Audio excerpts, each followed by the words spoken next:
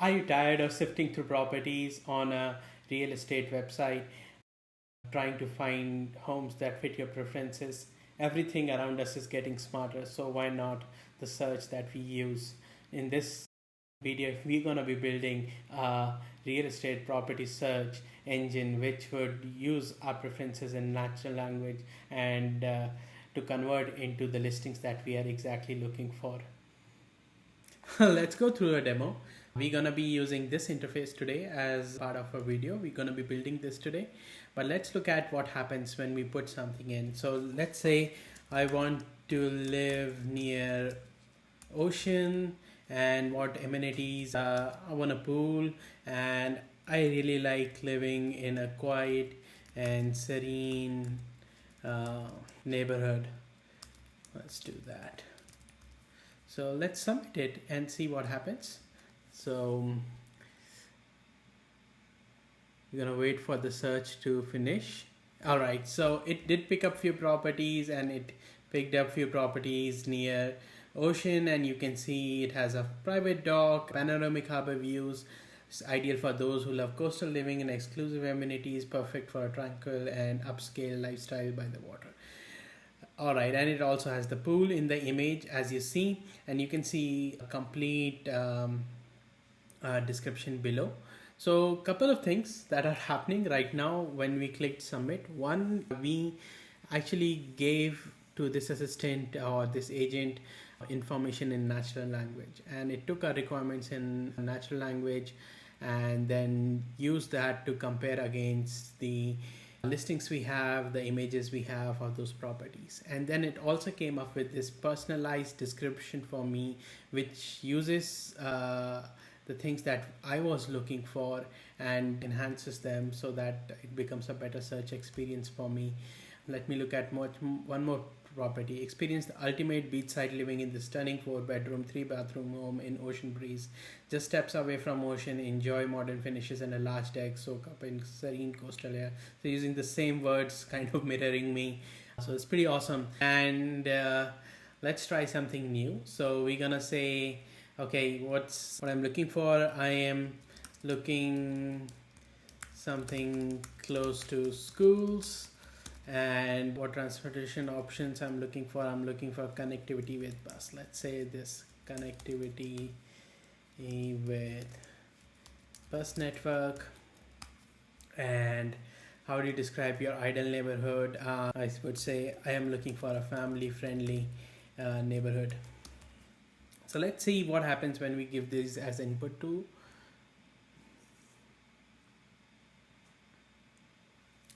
So it comes up with few properties, and if you look at the descriptions, you will see it's a 4-bedroom, 3-bathroom, perfect for growing families, enjoy a large backyard, updated kitchen, located in family-friendly neighborhood with top-notch schools, parks, and so it's highlighting those things for me, which is. And if you look at other properties, let's look at with river views and enjoy a gourmet kitchen, spacious living, master excellent views. Oh, this prestigious community offers scenic river views, excellent schools, and convenient access to downtown amenities, blending luxury and comfort. So we can see the usefulness of this assistant. Now let's look into how we're gonna build it. You might think this is a lot of pieces and it might be very complex, but it is very easy and we're gonna build it today. So let's dive into building this. So I'm gonna start with an empty notebook. I'm gonna probably name it as property finder, smart property finder. Let's name it smart property finder. So smart property finder. And now the first thing I want to do is I actually want to connect to runtime environment. So we're going to use Python. I'm going to use a T4 GPU with high RAM, and the reason for this is I'm going to be generating images of a listing in this demo. You can choose to play with different configuration. For me, I just don't want to get blocked while doing this, so I'm choosing to use this. You can choose to use certainly different configurations. So let's start with this. We'll install some basic libraries. I want to install Fast API. I want to install Langchain because we're going to use Langchain, and we're going to use Langchain OpenAI flavor, and we're going to use OpenAI, and I think we need Langchain experimental. I'm just going to put it in. We'll see. If we don't need, we will update it as needed. It's going to connect to that T4 environment, and it's going to start pulling in these dependencies. Now we're going to wait 1 second, and then we can start. So it's completed. It looks completed. So let's do one thing. So there are a couple of steps that we're going to follow. The first step we are going to do is generating our listings. So the steps that we're going to do are: first, generate our listings. Then we're going to generate images for those listings. Then we're going to set up a vector database in which we're going to add embeddings of a listing and embeddings of the images of a listing. And then we're going to create a search interface and allow users to search it and personalize those search descriptions that we saw in the demo. So those are the major steps. So let's start with listing generation, and this is our first step. Let's see how it goes. All right, and all right, I think I did. There is an error over here I just saw. Let's look at what I'm missing. I think I'm missing OpenAI, so I'm gonna run it once again, and it should pull in all the dependencies now, and there shouldn't be an error, right? All right, so while that is happening, let's start. I will import OS, and I want to set my environment variable of OpenAI API key. That's correct. And I already have my OpenAI key. I'm just gonna copy it now. So let's do this. Let me copy it, and I'm gonna change this OpenAI key after this session, but let's keep going. Let's run this so that we have it loaded. And now we wanna create a prompt to generate a listing.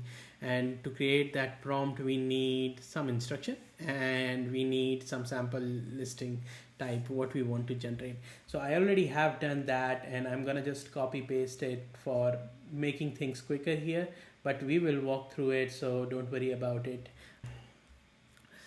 So let me paste this, and you would see that I have an instruction which says generate 15 realistic real estate listings from diverse neighborhoods, include some near oceans, include some in woods also. So let me just make it much more robust, include some urban areas, areas near oceans, and include some areas in wood also. I just want to make it diverse because that will make us fun when we do listings. And here is a sample listing. So things we are looking for is neighborhood, price, bedrooms, bathrooms, house size, descriptions, and neighborhood descriptions, general things that you would see on a real estate listing website. So let's keep going. And all right, so that compiled. Now what we are looking to do is we are looking to import some stuff. So from Langchain, and we want to do OpenAI import. We want to do chat OpenAI. So we want to use chat OpenAI, and we're gonna do some pydantic stuff. So let's do from typing import list, and from Langchain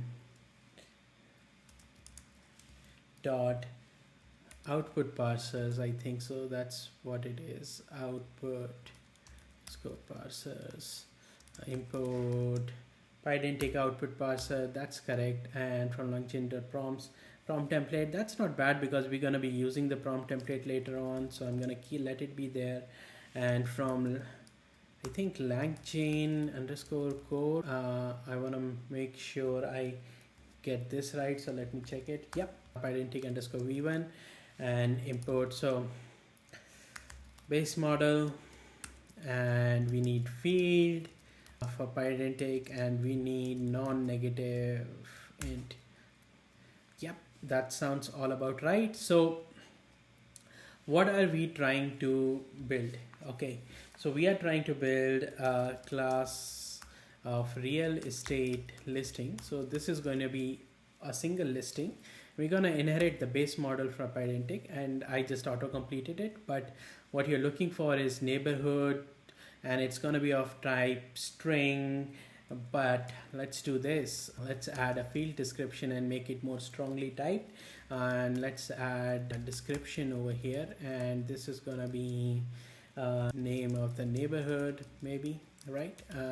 Neighborhood, and price is going to be again now a negative int, price in dollars. That looks okay, and maybe more descriptive, price of the property in dollars, and then we have this field and description. I think that was good to start with.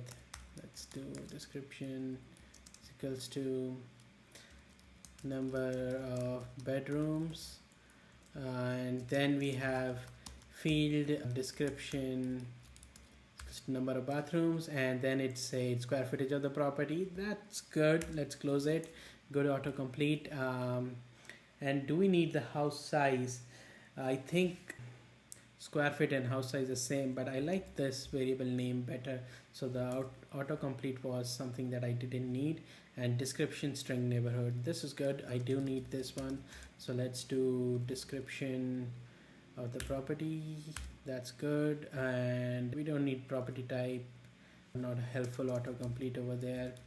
And description equals to description of the neighborhood. That sounds correct. Okay, so this looks correct. I'm gonna compile once, and let's see, it did compile, so we are good. What we're gonna try to do is now create listing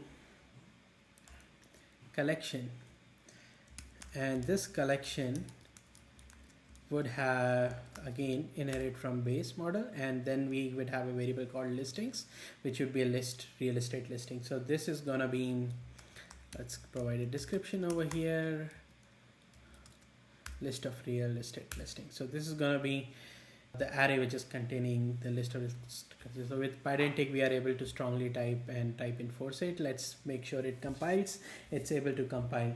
So let's now try to create a prompt completely. And one more thing we can do over here, since we are defining over here, is we can create a parser for this listing collection.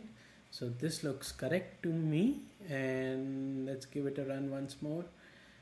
All right, so it's great. And now we're gonna start creating a prompt. So for a prompt, we're gonna take in prompt template, right? And we're gonna do, input variables are instruction and sample instruction listing. That is correct. But I wanna do like template equal to, and I have the template. Okay, this looks good. Okay, so let me just remove this line, and this looks like instruction, then sample listing. And what I want to do is add formatting instructions over here, because we have those because of our Pydantic declarations. So output parser equal to this. Instead of this, let's do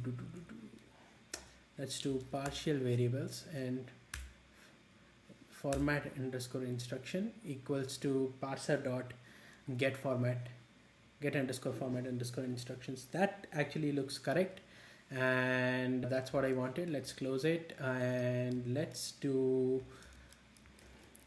check what's the value of inside here, right? And if we would try to invoke this prompt with instruction and sample listing, which we defined, so we are still not using GPU. That's because you're using your resources on Google Colab, so that's why it's asking you to switch. But we already have our instruction and sample listing defined over here, And now what we are trying to do is just using that to define this prompt. Let's do one thing, right? Like we want to see what's in this prompt eval. So let's print it out. Let's see what's in here, right? So this is like generate 15 realistic listing, include some urban areas. Here is a sample listing, and then you see that sample listing example, and then it should also have this formatting instruction. So it has this JSON formatting instruction which we see, and the schema for this is determined through this listing collection. So till now I think we are doing really good. This is awesome. And what we can do is now try running this through our LLM. Okay, we are full screen. Oops, I'm sorry about that. Let's do code, and let's do LLM, and we know we want to use chat OpenAI. Let's do temperature of 0.7, and model is equals to, let's use GPT, and I want to use GPT 4.0, not GPT 3.5, and that looks good.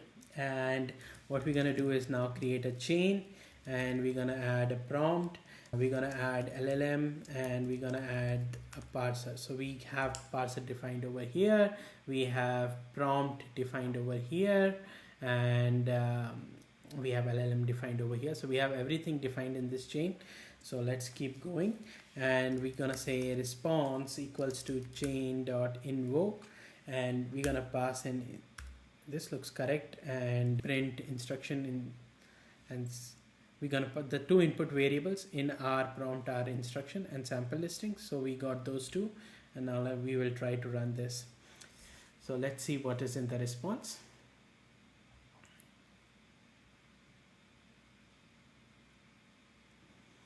All right, waiting for it to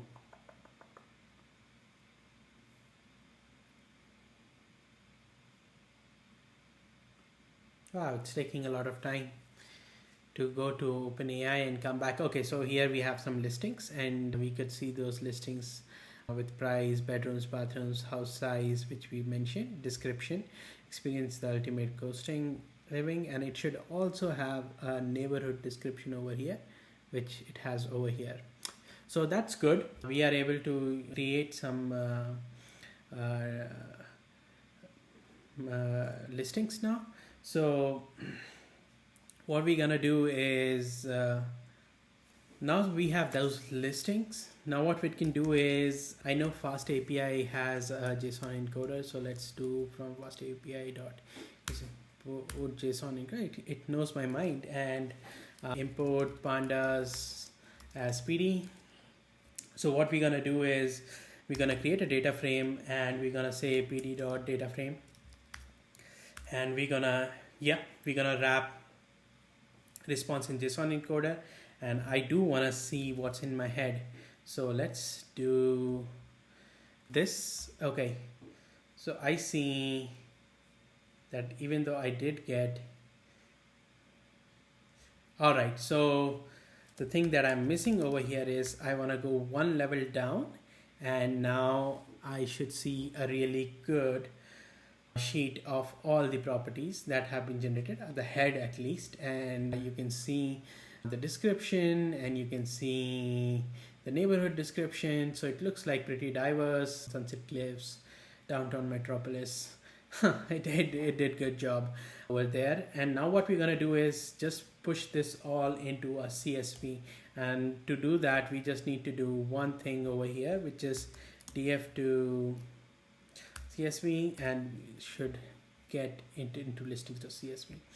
Now once this is done, you should be able to see your CSV file over here, and this should have all the details that we just saw, and it should have, like, I think so, 15 properties, yeah, 2 pages. And one thing to remember is this: if you're using Google Colab in like me instead of your local system, you make sure to download these, and so that you don't have to do it again and again. And this way you just come in the next time and you are able to just run from the next step. Because if you don't do it, if there is an interruption, or there is a runtime disconnection, it's gonna go away. So make sure to keep downloading your stuff. All right, so this was the first step. We have a list of 15 properties ready. Now we're gonna create images for those properties, and this is very fun. So what we're gonna do is we're gonna head to HuggingFace, and we're gonna use a HuggingFace model to create our images. So I'm gonna use Stability AI, so that was on top. And if you look at Stability AI main page, and if you look at different collections they have collections for image over here. And what you want to do is click on this, and we are looking for text to image because we already have a prompt, and we're going to use that prompt to generate an image. And if you look at it here, this is SDXL Turbo. It's one of the models over here. And what we are trying to do is we're going to use this model to generate our images. So if you can go through this whole thing, and I'm going to just go directly to things that I know I need to do. So like we need to use the diffusers library, and we need to use auto pipeline for text to image. And I'm just going to copy this from here, and I'm going to just take it back to my code over here. So I'm just going to, or maybe let's add a comment over here. We're going to just do image generation over here, and maybe more specific listing image generation over here, right? And what we're trying to do is we want to install diffusers library, we want to install transformers, we want to install accelerate, and I think I need to install SciPy also. I don't remember. I think we need to install OpenClip, but we can wait for it once we come to it. But let's start with this. All right, I think we need to install Torch also if we haven't done it already, but we will see. Let's wait for it to finish.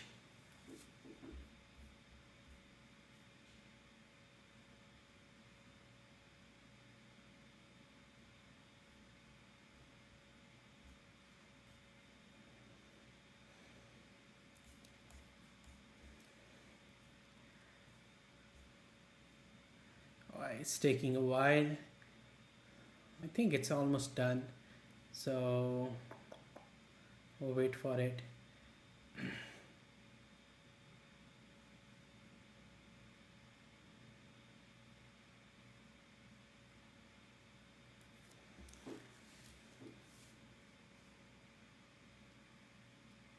Alright, while it's doing, I'm gonna just read my stuff from the CSV that we did. I'm gonna just load it into a data frame, and okay, it's doing a lot more now, so I should probably wait, but that's our next step. Okay, it got done. That's our next step. We're gonna just read everything, assuming that if you're working in another session, just take the listing CSV file that you downloaded, upload it, and now you're gonna read from it. And so it's in your data frame. I already had it in my memory, but I just did it again.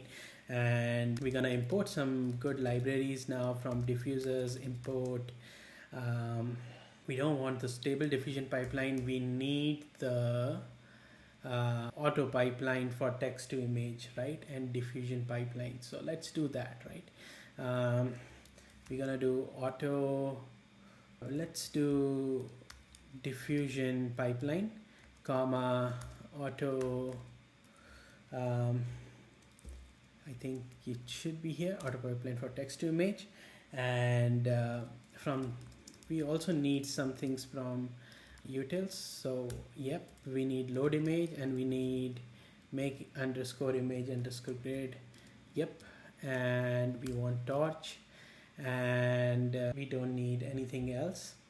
We're gonna say device equal to, yep, this looks correct. And let's do print, just do print. I'm gonna just add a good debug statement over here using device, and just check what device I'm using. Device, I cannot type today. And then we're gonna just say device, and this should do. let's run it and see what happens. All right, it's gonna import, and then we should see we are using device CUDA, so that's good, and it compiled nicely. So let's keep going, and next step is to actually create the pipe for creating these. So we're gonna use, I think so it's like pipe outline pre-trained. Yep, this is what I need exactly. And let's copy this, and I'm gonna go back over here, and I'm just gonna paste it. Pre-trained. Okay, I like to format it a bit, so let me just, for better readability, just press enter, and this looks good. Okay, and we're gonna say pipe to device, and that should be okay. Let's see what happens.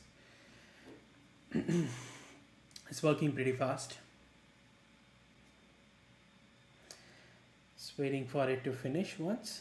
All right, so we have our pipeline now. So let's look at, so now comes the fun part, right? And what we're gonna do is we're gonna iterate through all, I already have done this code. So you can say a photo for a real estate listing with the following property and neighborhood description.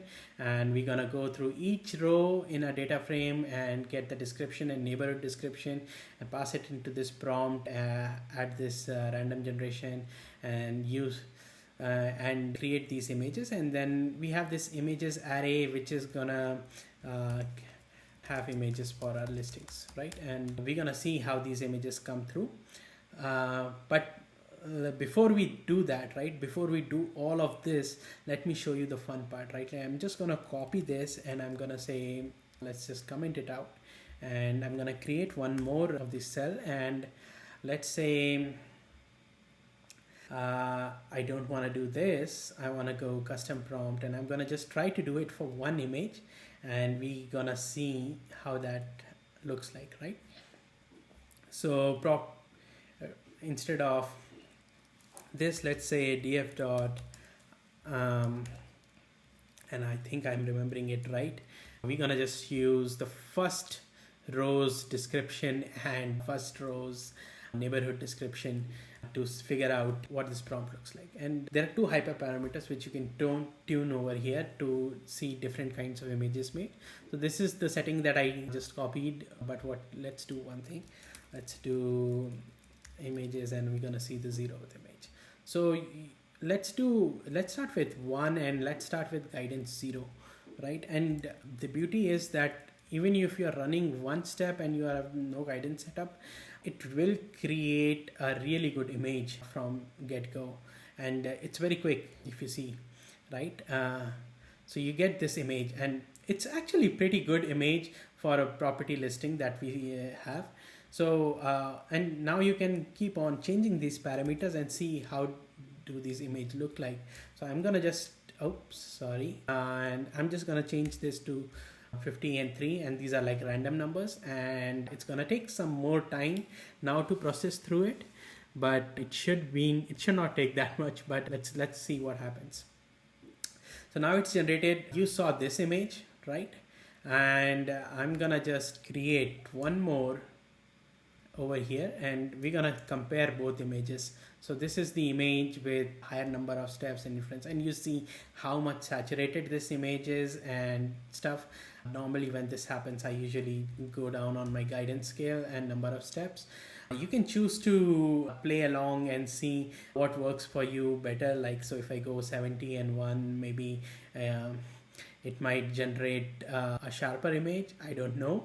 And frankly, if it's up to me, I will be just playing with it throughout the day to generate the best image possible out of the model. So yeah, you get this, but you get these weird trees. So for this case, I'm just gonna keep it very, very low for us.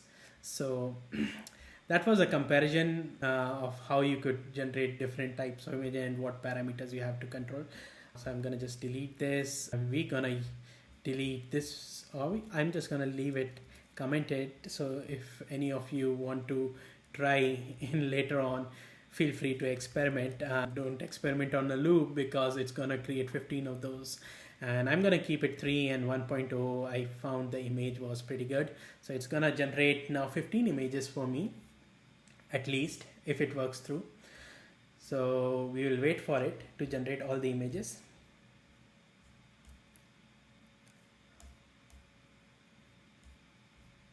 All right, I think, is it done? Okay, it looks like it's done. And let's look at some random image now, right? Let's look at image number 8 or 9th image. And okay, so this looks like pretty good image for a listing. And let's look at image 4 just to make sure, some sanity check. Okay, so this is a wood cabin in woods, pretty good. So I think I'm gonna proceed further, but it's really fun to play with images. Let's start with so we're gonna, I think we already have it, but let's start with port OS, and let's say we are gonna try to create these images directory. All right, and yep, I think I want to do something similar, but let's do, if not, os dot. Okay, this looks good. And what we want to do is, for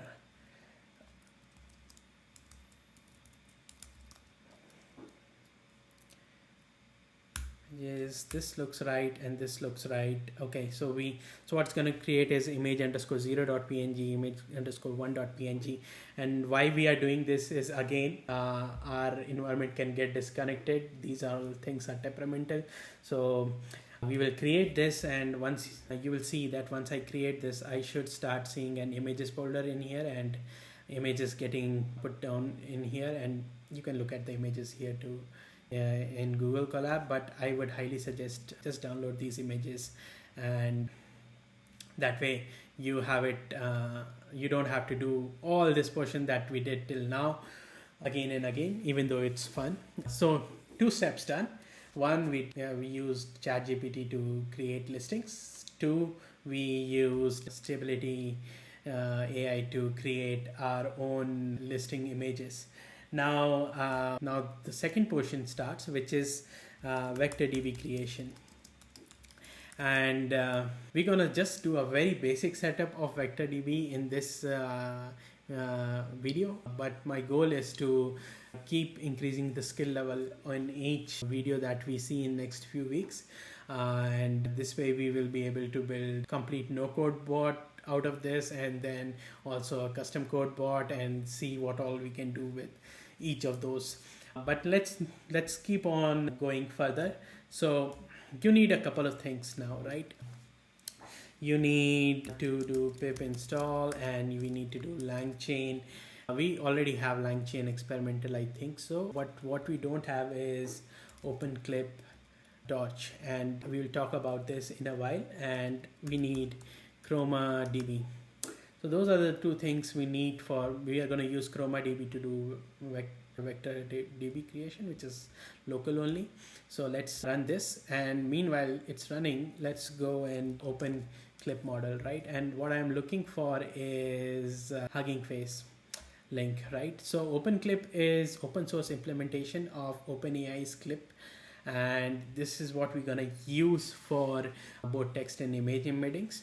You can read more about this. I will drop the link in the description below, but you can read more about in over here, and there is a GitHub repository also which you can go. I think they have it somewhere over here also. So if you click on OpenClip, I think it will take you to the GitHub link. All right, yeah, this is the GitHub link, so you can read more about this clip model over here. But coming back to it, so all dependencies got installed. Now what we are trying to do is a very simple thing. What I want to do is I'm going to copy paste some code over here, and I'm going to walk you through that code. So we don't need this part, but let's these are from my experimentation. But what we are saying is, hey, this is the image directory. We are going to create this images array, which we already have, so we don't need this in memory right now. But this is the text template of description. So this is description, neighborhood description, price, bedrooms, bathrooms, and we're going to create a variable called texts we're gonna create a variable called image paths, and we're gonna have all our image paths in this array, and we're gonna create all text in this array. And then we have all the IDs as form of dictionary over here, and we iterate through our data frame again. And what we do is every time we create this image path, which is image underscore 0.png, image underscore 1.png, and we're gonna append the image file path to the image path array. And then in the text description, we're gonna just format text and template with these values from the data frame. Hopefully that's clear. I'm gonna just run it. It's basic data processing. So once you are done with that, what we're gonna say, and that's why we imported Langchain experimental, is we wanna do is this open clip is part of that experimental Langchain package. So we want to do is open clip, and we want to do is embeddings. Yep, that's correct. And from Langchain.vector, so import chroma, perfect. And what we're gonna do is db.chroma, and we're gonna have collection name. Okay, this looks correct. Okay, real estate listings is a better function name, and I don't want to pass on any client settings as such, so I'm going to remove that. I'm going to clean this up. What else we need? Okay, we need to clean this up too. I'm going to just move this up. I don't like this on the line. And once we have this db created, let's do db.addText, and the text array that we created in form of this, that's going to be passed over here. And we're gonna say metadata is equal to IDs, and we're gonna be enhancing this in future videos, but for now we're gonna just keep it very simple. Add underscore images, and similarly we had that image path, and we're gonna pass in metadata again as IDs. All right, so let's run this, and this should push all our listing text and image text as form of embeddings to Chromadb. While we wait for it, I have few static declarations that I'm just gonna copy paste and be ready with it. So I have a list of 5 questions that we're going to ask our user. What is the preferred size of house? What are the 3 most important factors for you when choosing a property? Okay, so there is an error, and those are fun because we passed in the wrong value over here. So let's run it again, and let's come back to our questions. I think that should solve it. So which amenities are essential for you? What type of transportation option? These are the things that you saw in the UI that we did in the demo before. This is where it's going to come from. And similarly, I will also have natural language answers that we can go through. So these are the answers someone can natural languagely give, like a comfortable 3-bedroom house with spacious kitchen. These are the answers to each question in there. I'm still waiting for it to finish. Okay, so that finished. So we're gonna just keep on going. So we have questions, we have answers, and now what we need to do is based on these user preferences, like this answers that you see, we want to find the closest listings. So we are at the part where we are trying to find 3 things we have completed till now. We created listings, we created images of listings, and then we actually did push those listings into our vector database. Now this is the 4th thing. We are trying to find properties which are closest to our preferences. So let's start doing that, and let's see how we're gonna approach this.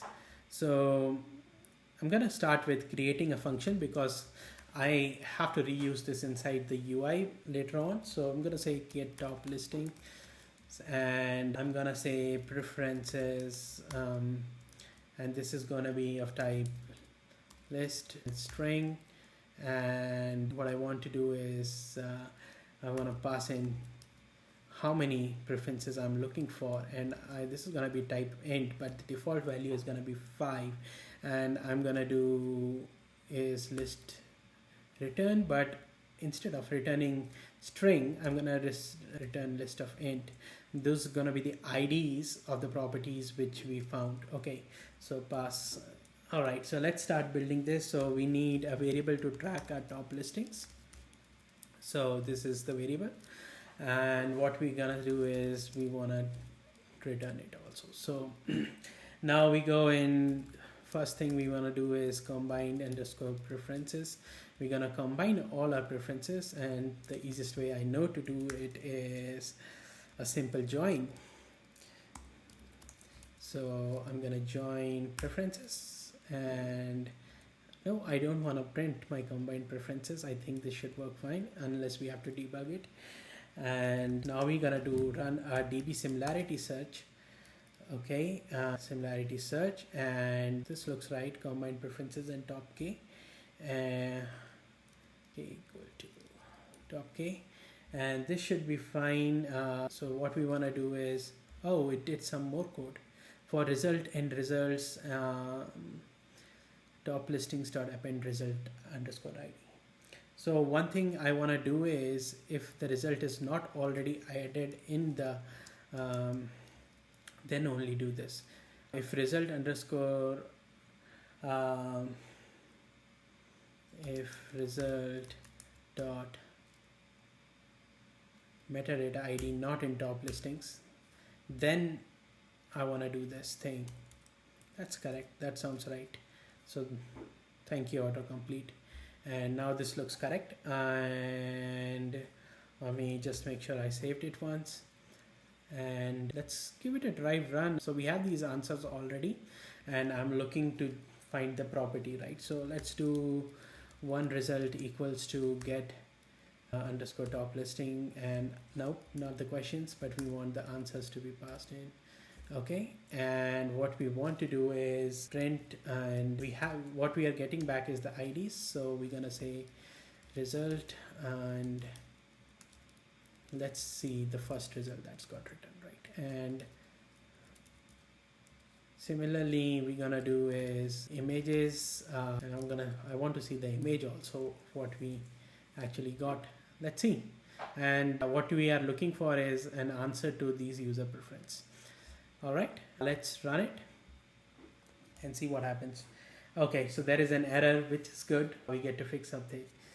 Document object is not subscriptable. Why is it saying this? Let me look at it. Okay,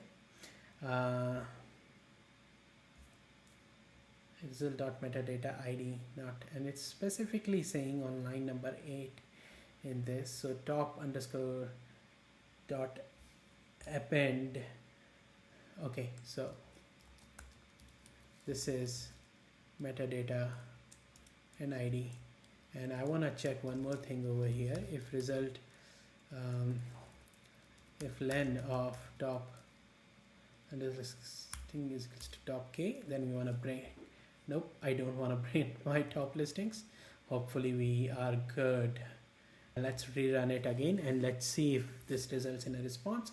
Okay, so based on a requirement of comfortable 3-bedroom, quiet neighborhood, backyard, and easy access to reliable bus line, and balance between suburban tranquility and urban amenities, we get a 3-bedroom, 2-bathroom home in Sunnybrook. Perfect blend of modern living and natural beauty, and Sunnybrook is a vibrant community, easy access to walking trails, neighborhoods, plenty of neighborhoods. So we did get, and that's the image of the house. Looks awesome. So so now we have implemented the search functionality too, and what we can do is I want to play with it once more, and I'm gonna do is I have a prompt that's not as extensive as the last prompt, but it's a shorter string compared to the last one, and I just want to see if I am able to run this and still get an output. The thing we are testing is if we do not have some preferences, what happens in that case. So it's able to generate a cozy living room with huge windows. So this is a really good visual match. So you are seeing not only it's matching the text, but it's matching the visual photo that we have given. So the photo we generated had huge windows, and it did use that to actually connect it. So that's pretty awesome. Let's move to the next step, which is creating a personalized statement to highlight this property based on user needs. So by doing that, we are going to enhance users experience on their search. They're going to find the things they were looking for more being shown. So hopefully that makes more sense once I implement it. So we're gonna need one more prompt to start working with it, and I already have a prompt, so I'm gonna just copy that prompt and paste it. And we're gonna create some more pydantic schemas for our summaries. So let's start with that. So we're gonna create a class called as personalized summary, and we're gonna inherit from the base model. And what we are looking for is two fields. We need summary string field, that's correct, and I need another field which is ID, and that's gonna be of type int and is equals to field description, not the unique identifier, but I'm gonna use identifier. Let's do, yeah, it is unique, but since we have been using ID for the listing, so let's use this. And similar to last time, what we're gonna do is class, we're gonna have summary collection, and this is gonna be list of summaries, autocomplete to the rescue. So it's pretty good, looks good. Like last time, we're gonna create a parser, and this is gonna be summary collection. That looks good. Sorry, I need to drink some water.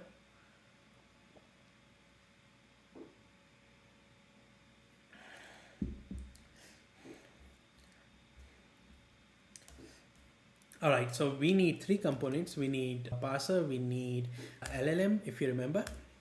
And I don't want this time my LLM to actually have any temperature. I just want it to say as it is. I don't want it to generate any information that is not factual. I want it to just state what it is there. And so for our chain, we need three things, right? We need a prompt, LLM, and parser. So let's create a prompt now. So we already have prompt template, I think, so imported. Okay, so this is good. So it did, I think it just copy pasted the last thing we did, which is okay. So we want to pass in instruction, and then we want to pass in not the sample listing. I would say I want to pass in buyer preferences, maybe, right? And I'm gonna just put it like this, and this variable name is going to be buyer underscore preferences. So instruction is going to be an input, buyer preferences is going to be an input, and then we want to do is let's copy it, and oops, I'm sorry, let's copy it, and let's do listing is gonna be that the description that is there is gonna be another parameter to this. So this is gonna be listings, and then we have the format instructions. Okay, so we have instruction as a variable, we have buyer preferences as a variable, we have listings as a variable. So I'm just gonna do listings as a variable. So that looks like, let me just double check, instruction, buyer preferences, listing. So instruction is this: create a short statement for each listing to entice the buyer given their preferences, try to paraphrase and highlight what the buyer wants. And buyer preferences is gonna be the combined preferences that we saw earlier. Let me just remind you of this. So this is the combined preferences, right? We just joined all these answers together into one, and listings is our listings. So we have all those things available. Let's see what else needs to be done. So let's just keep moving now. I think we wrote a lot of code, and I'm gonna hit a save quickly. I'm gonna hit code again, and let's start building our solution up. So we need two dictionaries that I want to make sure, because I want to display them in UI later on. It will make sense when we do the UI part of this. So we have cache summary and we have cache descriptions, and this is just the personalized summary that you saw in the UI before, and description of the whole listing below. So that's two things. Now we want to create a reusable function again, and that is gonna do is take all the top listings that we had and personalize them. So personalize skirt top listings. Oh, there's some autocomplete. Let's use it. Preferences, that's correct. A list of string top underscore k. It just used our last one, and I don't want to have it. I think it's gonna be all string type, but I'm gonna leave it at list. We don't want top listings variable. What we're gonna say is top listings is equals to, we already have a really good variable, preferences underscore top k. We don't need to do this because we already have done it inside the get top listing function. So you get your get top listings now. Now what you need to do is, let's do top texts, right? And just do like this, and for ID in top underscore listings,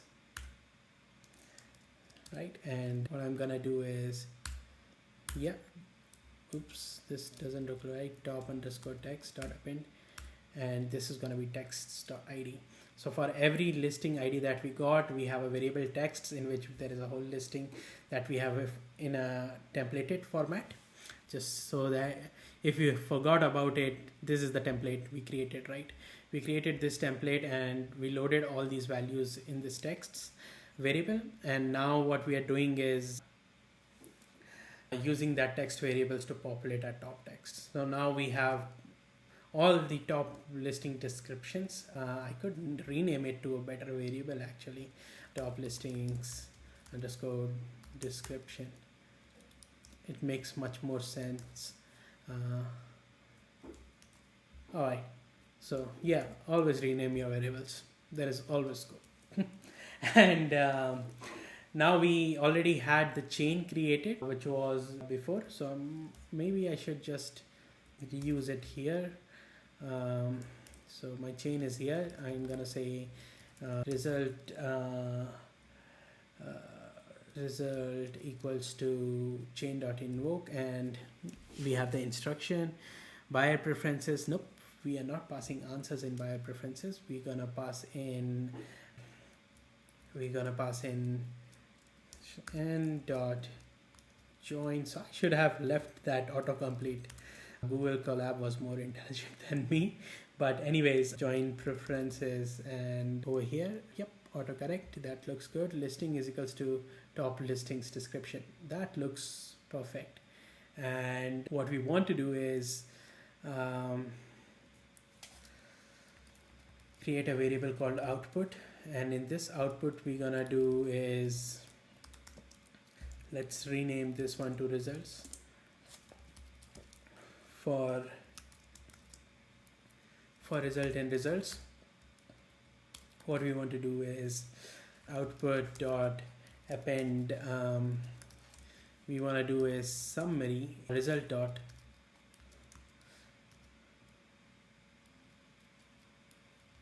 think we should have summary ID.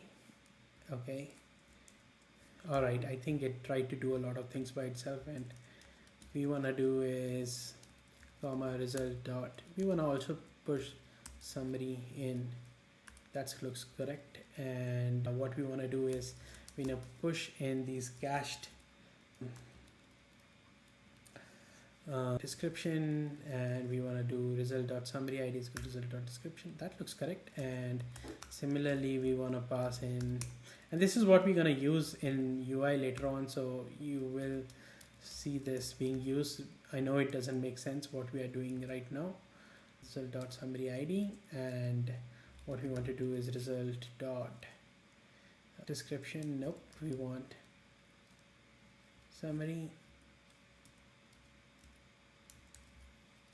and I think this is wrong. What we want to do over here is use the texts, and this is going to be result dot summary ID.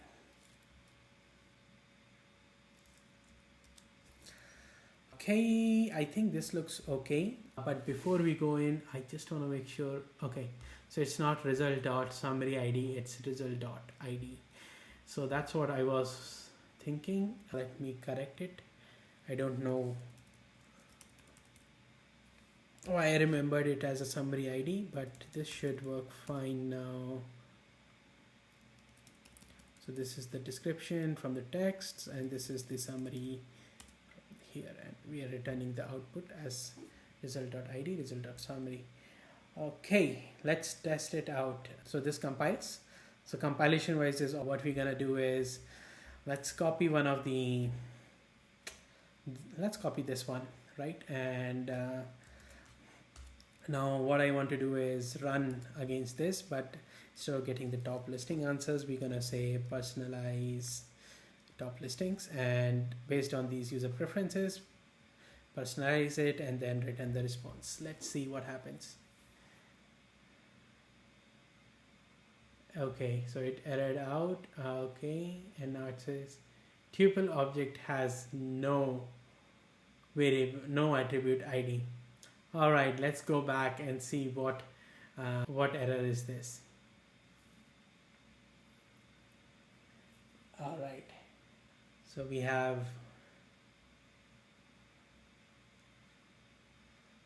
okay, I think let's do one thing. Let's put some debug statements around here so that we know what's happening, right? First thing I want to do is print results and see what happens when we print results, right? It should give us something. So did it run it again? It will still error out, but we need to see the debug statement. That's what we are looking for. Okay, so all right, so here is the issue. Right over here, it's saying summaries is equals to personalized summary, and I think we made this error before also. What you want to do is results dot summaries, and now because this is summary collection and it has summaries, and inside this we have personalized summary, so that's why you have to go in there. And I'm gonna just this, you know now how to debug it also along with me, and let's rerun it. All right, let's see. Okay, there is another error now, and it's complaining list.append takes exactly one argument. Okay, this one is again my mistake. This has to go as a tuple, not like individual, and now it should run fine. So we learned debugging also. Let's see. All right, and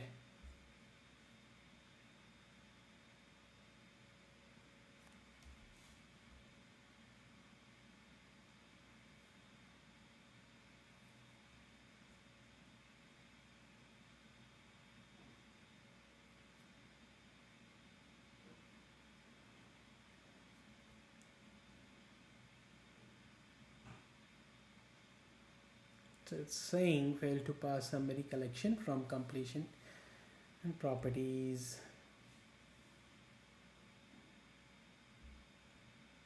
So there's definitely there is a field that is missing, and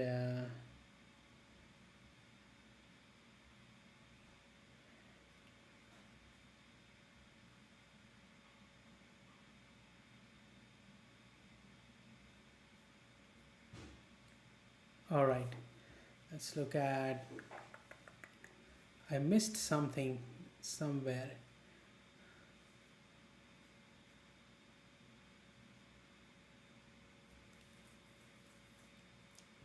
All right, I figured out. I think the issue why it's happening is because we don't have any ID being passed over here.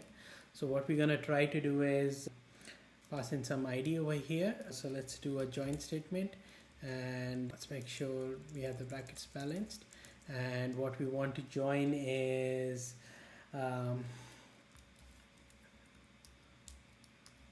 ID, and this is gonna be like this, and what we want else is st string of this ID. So concatenate those, and this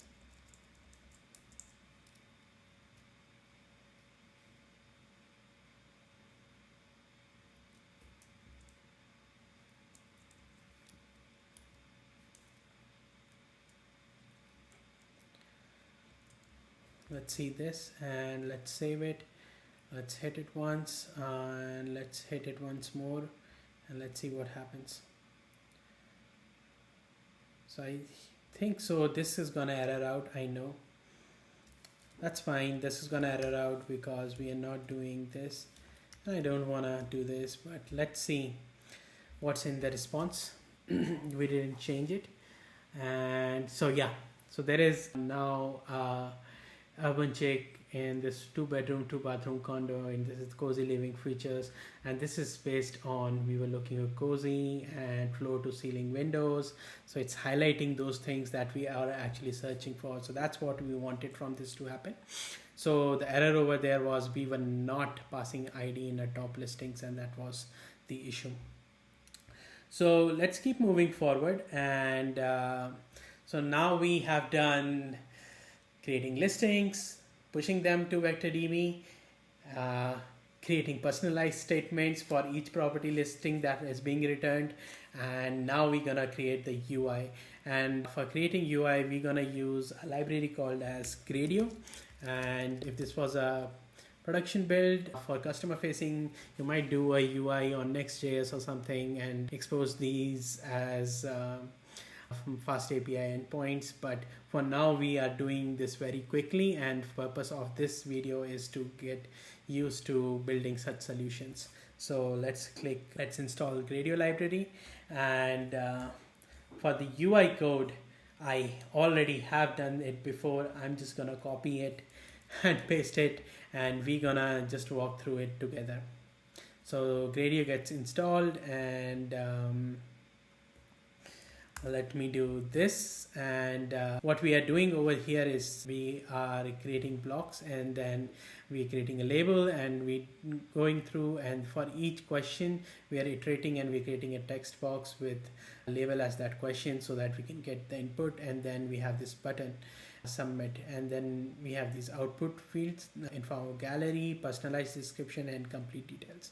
So these two are labels, and this is a gallery where images will be shown. So let's see what happens on button click. On button click, we call this function get search result, and for every answer we actually pass this as an input, and then when the output is shown into the gallery. And when you select something in gallery, a function called get select index is passed, which is used to generate these two output fields of personalized description and complete details. So you can read through Gradio documentation. It's really good for quickly prototyping, but let me walk you through the other functions that we are using. So get search result, we have those 5 answers, and those will be passed in here, which you just saw over here. So we know the length of the questions is 5, so it's hard coded right now over here. You can make it dynamic. So for all of these, what we call is the personalized top listing function, which we just tested a few seconds ago, and we pass in these user answers. And if you want to say like, hey, I only want 2 properties to be shown or 3 properties to be shown, you can configure it over here, and you are going to append all those results into search result and then just pass that out. And when someone clicks something in gallery, we are getting that event data, and we're getting that image name, splitting it out by first getting the first part of the image name, and then we are splitting out on the underscore to get the ID. And once we have the ID, we are using that to display the cached summary and cached description that we actually cached earlier on. So it's a long way to implement it. If you're doing the production build, it will be a very different thing. But for now, it works. I'm just going to run it and see if it compiles. Okay, so it compiles. And to run it in last, we have just to run test and run this interface, we would do is this command. You don't need to pass in debug equal to true if you are doing the build, but for now we're going to keep it there, so in case there are any errors we can just look into what's wrong. And I'm going to click run, and it should start my interface. Okay, so interface is up, and if I click on this link, it should take me to my UI. And if I say over here, cozy rooms with huge windows, and let's see, that's the example we saw. Let's click on search, and what comes through it. Okay, so you see houses with huge windows and cozy rooms, and you see there is some error happening over here. So we're gonna go back and see why this error is happening, and it should tell me right in the logs over here, and that's why I left it, because I knew something might go off. Okay, so get select index function line number 6, and it says give the listing ID, give the listing ID. Okay, so it's not able to get that listing ID for some reasons. So we need to debug our listing ID, what's happening over there. So let's go over here, and maybe I should look at my image structure first, and it's image underscore. Alright, it should split, and let's add a print over here and see what happens. And I'm not able to type again. Listing underscore ID. Let's do this, and let's run this, and I'm just gonna rerun. I should have stopped it before. Let me stop this. Alright, it should run now, and I'm gonna rerun this. We should see another window over here, and let's see. I'm looking for cozy rooms with huge windows. Let's see what comes in now. Maybe the data wasn't getting correctly. Let's see. Okay, so let's click on this downtown. So we get the error. Let's see what value we get over here. Okay, so the ID is 1, but I don't have anything in my cache summary. Is that what is happening? So let's do printing list ID, and I'm gonna do cached underscore summary of listing ID, and maybe these are not getting populated, which is why we debug. So let's again the same issue. I just don't want to clicking on it. I'm just gonna rerun my function over here and restart this Gradio interface, and let's see, mode log data, cozy rooms, and this time I just gonna go very quickly and click on submit, and let's see what happens. Alright, so we get the error, and alright, oh, that's my bad. So let me stop it again. I shouldn't have done listing ID over there. I think cache summary is not getting generated. I should have printed the whole cache summary, and I should have done the host cache description over here. But let's go back, and before I go up, let's recompile this so that we print the right thing. But I need to check what's happening when we are doing this. So okay, here is the error, and we can find it out very quickly.